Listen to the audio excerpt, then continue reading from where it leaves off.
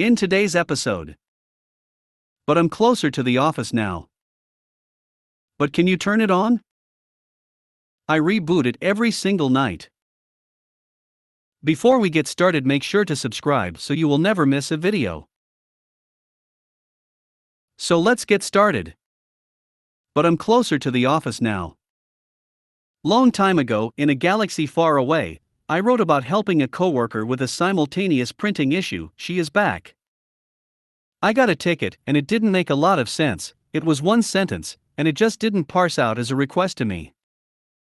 I have moved and I am having trouble with an app over the internet still. I try to call her extension, but it just rings until I get her voicemail, so I fire off an email to the submitter and await the reply. My email. Which application are you having trouble with over the internet?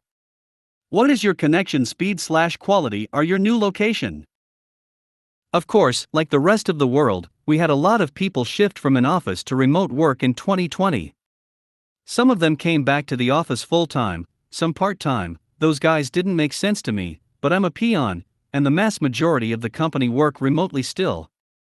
We just happen to have been migrating everything we could to the cloud, because the cloud is the special place that makes the marketing people super giddy when they say it. So the majority of our software wasn't in office any longer. I know the term should be on-premise, but it's in cloud or in office a lot for some reason, but we have a lot of homebrew apps that are still in the office.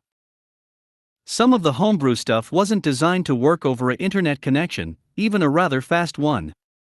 And of course there is no resources to resolve this issue. Just keep it working, manager. I don't care if it's not been updated since 2004, keep it working or else. I wonder what the or else will mean when it stops working because Internet Explorer disappears completely from the world. I get a reply to my email. Her email, it's Image Tracker, my internet is faster than my old internet and better in every way, it's fiber. Ugh, Image Tracker is a document scanning and archive system some programmer made one weekend and convinced the company to buy from them.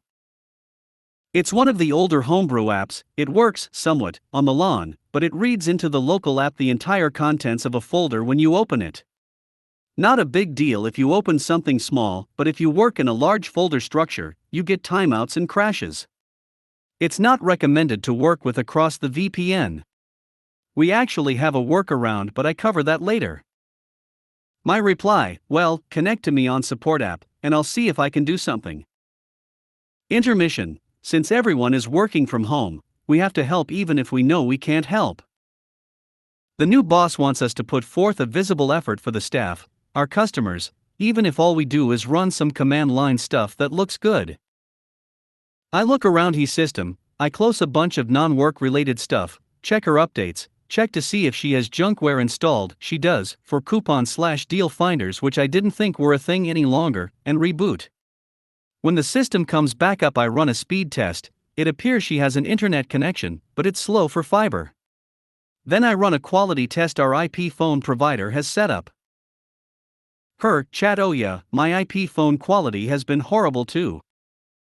Me, chat, yeah, I called you and all I got was your voicemail. The quality of her connection is awful. I thought the ratings were excellent, good and poor, never seen an awful from it before. Me, chat, is anyone else using the connection? Her, chat, why are you asking? What does it matter if someone else is using it? Alarm bells going off. Me, chat, your internet connection is slower than I expected and the quality is worse than dial-up. I've never seen the quality test show awful as a result. Her, chat, well, no one else is using it. I'm not sure why you think you can ask. If we reimburse an employee for their internet, that connection is 100% work-related during that employee's work-related hours. If they have kids watching 8K Netflix and are having trouble, they are asked to clear up the internet activity or lose the reimbursement for internet. Me, chat, if you get reimbursed for your internet connection from the company, you are required to use that connection for work-related traffic during your work hours. Her, chat, since when? Me, chat, since always. I need to inform you I'm going to pass this chat log to your manager. You need to review the company policy on working from home. Me, chat, so if you don't have any other internet activity going on, you need to contact your ISP and have them check the connection. My phone rings, I look at the caller ID, and see it's this lady's boss, Lasai. Me, phone hello, this is IT guy. Her boss, phone why is printer lady telling me you are harassing her about her internet activity, what is she doing? Her, chat you still there? Me, chat yes, your boss called me, 1 second. Her, chat good. I explain I wasn't harassing or threatening her. I just explained that if she gets reimbursed for her internet from the company, work takes priority during her working hours. Her boss, phone she knows that, she signed the paperwork when we transitioned. Me, phone she may have signed it, but she might not have understood it. Her boss, phone sigh okay, let me know when you get done, send me the loan, I'll review it all with her and send her a renewal request for the form. Click. Me, chat you need to contact your internet service provider and put in a trouble ticket, your connection is less than the minimum for remote work and the quality is abysmal. I can't do that for you, and I'm unable to resolve the software issue until your internet connection improves. She leaves the support session without saying anything else, so I assume she's calling her ISP, or her boss, or the Better Business Bureau. Yes, we had an employee call and report us to the BBB because we asked them to stop their family from using their internet connection excessively during their work hours. Idle time is the birthplace of curiosity, so I delve into the expense system. I'm the support for the system, and I have full access. None of it is PII, so it's not technically breaking any rules if I look at her expense forms. She has local ISP internet, but the price she is paying isn't for fiber, it's too low. I Google and she's being charged their DSL price. I look at her new address, and she's in a new subdivision. I call a friend at local ISP and he explains that subdivision didn't have any infrastructure when it was laid out for fiber. The best they have is DSL over a POTS system that the developer installed for phone service. I ask it if it was possible for someone to have fiber at any address in that subdivision. He says no, and it won't be available soon because of some issues with a developer and builder dispute. He also lets me know the POTS lines were very noisy, and it was degrading the DSL service in some cases. Well, that explains her issue. I thank him and offer to get him lunch later in the week. Of course he agrees. I then dig a little more. When did she move? Last week, she moved closer to the office to work from home? She's not one of the split-time people, weird.